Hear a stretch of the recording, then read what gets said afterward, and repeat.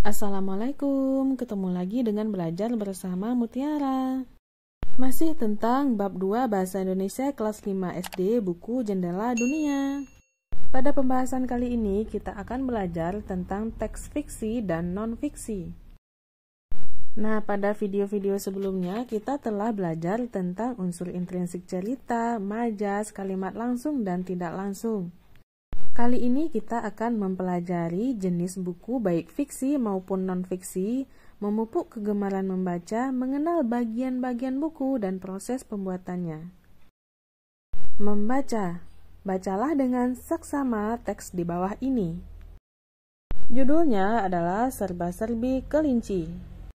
Kelinci adalah hewan mamalia kecil yang berbulu halus, berkaki 4, memiliki ekor pendek dan kumis serta telinga yang panjang. Kelinci bergerak dengan cara melompat. Ada sekitar 30 jenis kelinci yang hidupnya tersebar di seluruh penjuru dunia. Ukuran. Beberapa jenis kelinci berukuran kecil sekitar 20 cm dengan berat kurang dari 1 kg. Sedangkan jenis kelinci yang berukuran lebih besar panjangnya bisa mencapai 50 cm dengan berat mencapai 5 kg. Setelah berumur 4-5 minggu, bayi kelinci sudah dapat mencari makanannya sendiri. Makanan. Kelinci adalah hewan herbivora. Kelinci umumnya memakan sayur-sayuran, rumput, dan beberapa jenis buah. Perkembangbiakan. Kelinci berkembang biak dengan cara melahirkan. Setelah berumur sekitar 6 bulan, kelinci sudah dapat bereproduksi. Kelinci dapat melahirkan 3-4 kali setahun. Setiap melahirkan bisa mencapai 3-8 bayi kecil. Sayangnya di alam liar, hanya sebagian kecil bayi kelinci yang lahir dapat bertahan hidup lebih dari setahun dan menjadi kelinci dewasa. Kelinci adalah hewan yang mudah beradaptasi. Kelinci juga terlihat lucu dan menggemaskan. Banyak orang menjadikan kelinci sebagai hewan peliharaan. Saatnya latihan. Simak kembali teks serba-serbi kelinci. Tentukan apakah pernyataan-pernyataan di bawah ini benar atau salah. Nomor 1. Terdapat 30 ekor kelinci yang ada di seluruh penjuru dunia. Apakah itu benar atau salah? Jangan terkecoh dengan kata 30 ekor kelinci. Karena pada teks, jawaban yang benarnya adalah terdapat 30 jenis kelinci, bukan ekor. Maka nomor 1 jawabannya adalah salah. Nomor 2. Kelinci adalah hewan pemakan tumbuh-tumbuhan. Benar ya, sesuai dengan teks. Nomor 3. Kelinci berkembang biak dengan cara bertelur. Salah ya, karena kelinci berkembang biak dengan cara melahirkan. Nomor 4. Setelah berumur 4-5 minggu, kelinci sudah dapat melahirkan. Ini juga salah ya, karena pada teks setelah berumur 4-5 minggu, bayi kelinci sudah dapat mencari makanannya sendiri, bukan melahirkan. Nomor 5. Sebagian besar bayi kelinci yang lahir tidak dapat bertahan hidup. Ini benar ya, karena sesuai dengan teks. Sekarang perhatikan penjelasan tentang kerangka penulisan teks serba-serbi kelinci yang baru saja kalian baca pada tabel di bawah ini. Dapatkah kalian menceritakan kembali teks serba-serbi kelinci dengan panduan di bawah ini? Nah, perhatikan panduannya. Kamu harus bisa menceritakan kembali serba-serbi kelinci berdasarkan panduan ini. Pada video sebelumnya, kita sudah belajar mengenai tentang unsur intrinsik cerita. Sekarang, ada 2 teks yang telah kita baca, yaitu tentang kelinci kecil dan burung pipit, serta serba-serbi kelinci. Ada perbedaan dari kedua teks tersebut. Padahal sebenarnya dia membicarakan sama-sama tentang kelinci, tapi ada banyak perbedaannya. Di antaranya tentang unsur jumlah tokoh, sudut pandang tokoh, alur cerita, tujuan, penulisan kalimat, amanat, serta target pembacanya. Kira-kira dari kedua teks tersebut, manakah cerita yang fiksi dan cerita yang non-fiksi? Bahas bahasa. Pertama yaitu cerita fiksi. Pengertiannya, teks yang memuat tentang cerita. Peristiwa yang terjadi dalam teks tersebut adalah hasil imajinasi dari pengarang buku. Teks ini dibuat untuk menghibur pembaca. Jenis teks fiksi dapat ditemukan pada buku cerita anak, cerpen, novel, dongeng, komik, atau puisi. Nah, kalau non-fiksi adalah teks yang memuat informasi tentang suatu hal. Hal-hal yang terdapat dalam teks tersebut adalah hasil dari penelitian dan pencarian data. Teks ini dibuat untuk menginformasikan pembaca. Jenisnya termuat pada buku pelajaran, ensiklopedia, dan kamus. Sekarang perhatikan teks pertama, kelinci kecil dan burung pipit, dan teks kedua, serba-serbi kelinci. Keduanya memiliki persamaan, yakni menyebutkan kelinci pada isi teksnya. Akan tetapi, dapatkah kalian menemukan perbedaan dari teks tersebut? Saatnya kita membandingkan isi teks. Kita bandingkan dengan unsur jumlah tokoh, sudut pandang tokoh, alur cerita, tujuan, penulisan kalimat, amanat, dan target pembaca. Nah, setelah membaca kedua teks tersebut, kamu akan menemukan perbedaannya seperti ini. Yang jelas, kalau teks yang kelinci kecil dan burung pipit itu untuk target pembacanya adalah anak-anak dan tujuannya menghibur.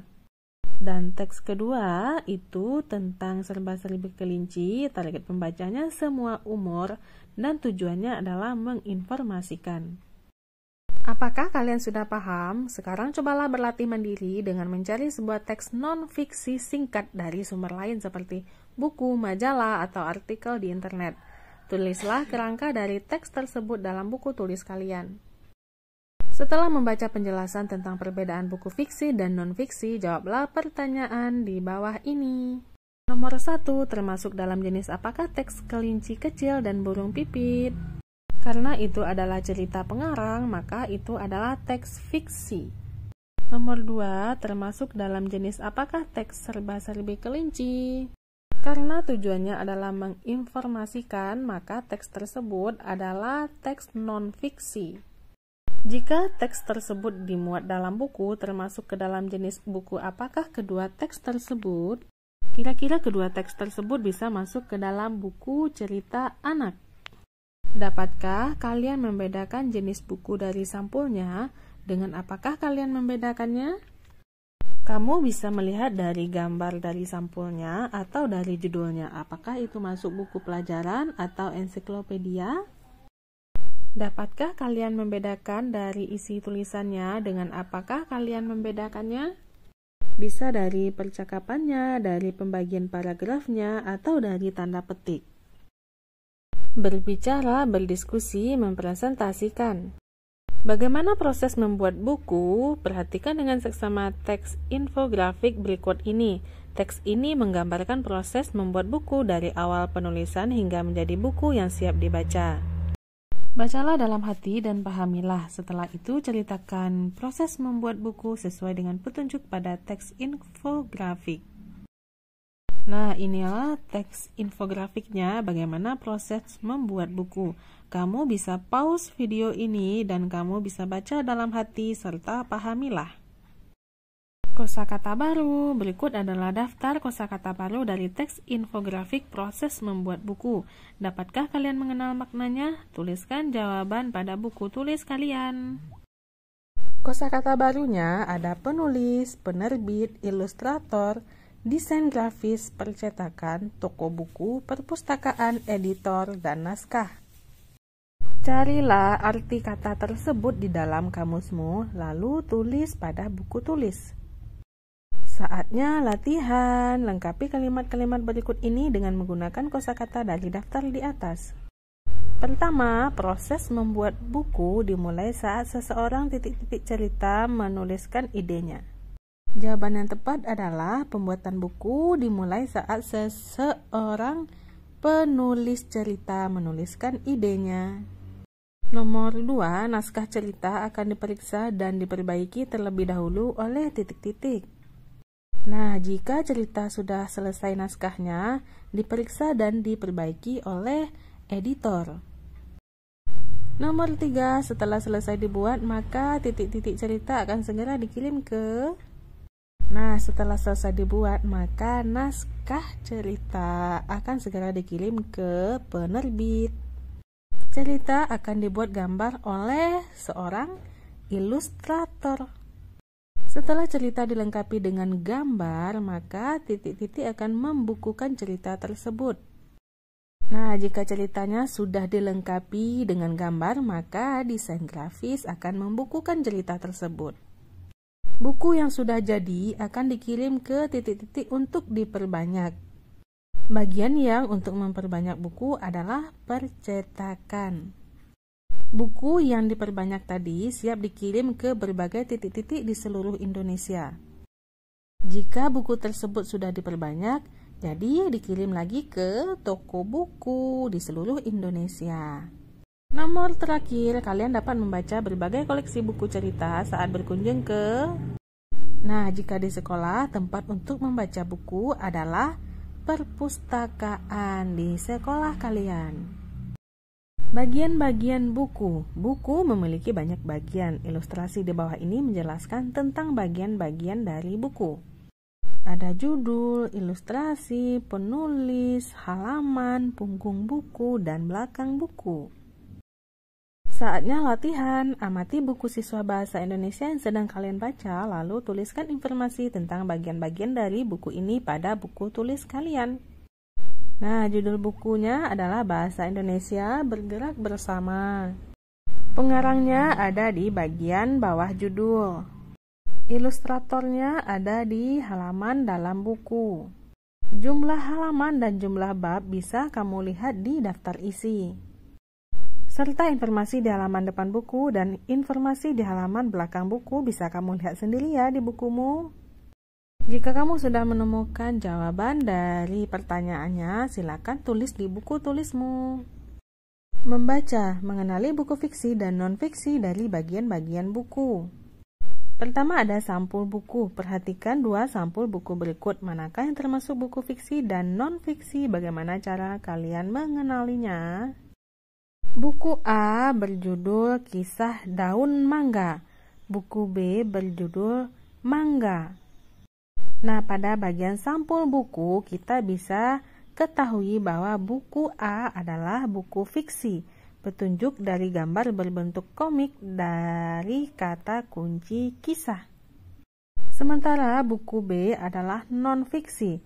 Petunjuk dari sampul yang informatif, judul informatif, dan ilustrasi adalah gambar nyata. Yang kedua, ada daftar isi. Bagian dalam buku terdiri atas banyak halaman. Di dalamnya terdapat daftar isi dan juga teks. Sekarang perhatikan daftar isi dari teks berikut ini. Manakah yang merupakan daftar isi dari buku fiksi dan manakah merupakan daftar isi dari buku non-fiksi? Bagaimana kalian mengenalinya? Daftar isi dari buku A itu terlihat menjelaskan tentang tata surya. Daftar isi dari buku B itu sepertinya ada cerita di dalam bukunya. Buku A adalah non-fiksi. Pembagian bab berdasarkan topik berdasarkan detail dari tema tata surya. Bisa dibaca dimulai dari bab mana saja. Sementara buku B adalah fiksi. Petunjuk pembagian bab berdasarkan momen atau kejadian, ada alur cerita, jadi dibacanya dari awal sampai akhir berurut. Judulnya membuat penasaran.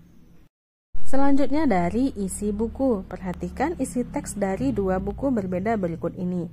Manakah yang merupakan tulisan dari buku fiksi dan manakah yang merupakan isi tulisan dari buku non-fiksi? Bagaimana kalian mengenalinya? Kita baca sedikit tentang buku yang pertama. Latinulu berangkat meninggalkan tempatnya untuk mencari ilmu pengetahuan. Perjalanannya cukup jauh. Ia menyeberangi sungai, mendaki bukit, dan beberapa desa telah dilaluinya. Buku kedua, Sultan Hasanuddin adalah salah seorang pahlawan nasional yang berasal dari Goa, Sulawesi Selatan. Terlihat dari buku yang pertama itu menggambarkan sebuah kisah Latinulu, dan yang buku kedua menggambarkan sebuah biografi Sultan Hasanuddin. Maka jelas ya, berdasarkan isi buku, buku A adalah fiksi. Petunjuknya ada gaya bahasa, ada percakapan, ada tokoh, ada alur cerita, dan ada tanda kutip. Sementara buku B adalah non-fiksi. Petunjuknya ada informasi, tidak ada alur cerita, tidak ada percakapan, gaya bahasa pun datar atau lugas. Sebenarnya masih ada pada bagian akhir bab ini, kamu ada tugas menulis. Kamu bisa menulis tugas yang buat cerita tentang yang fiksi maupun non-fiksi berdasarkan yang telah kita pelajari pada subbab-subbab sebelumnya. Maka dari itu, pelajari lagi video ini dari part 1 sampai part terakhir yang ini ya. Oke, sekian dulu untuk video kali ini. Terima kasih bagi adik-adik yang sudah menonton. Mohon maaf apabila banyak salah. Terima kasih atas perhatiannya. Assalamualaikum.